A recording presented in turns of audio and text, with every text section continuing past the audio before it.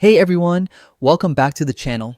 If you've ever needed to reorganize your Jira projects or transfer tasks between teams, this video is exactly what you need.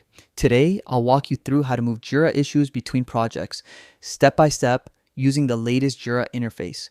By the end of this video, you'll be able to move any issue confidently without losing data or breaking workflows. So let's dive right in. First, open your current Jira project.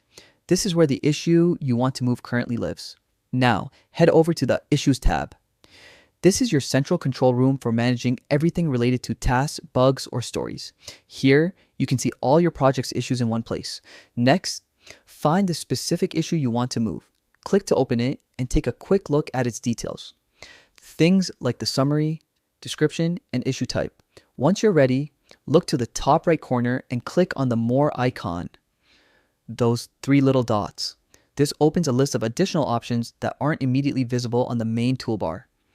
From that dropdown, select Move. This triggers Jira's Move Issue Wizard, which will guide you through the process step by step. First, choose your target project. This is where you want your issue to go.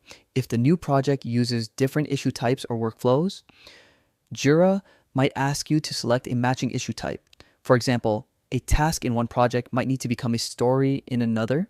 Once you've chosen everything, Jira will display a summary page showing all the changes that will happen, including the new project name, issue type, and any updated fields. Take a moment to double check everything carefully.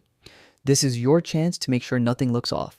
When you're confident, hit confirm, and Jira will instantly move your issue to the new project. And that's it. You've successfully moved your Jira issue.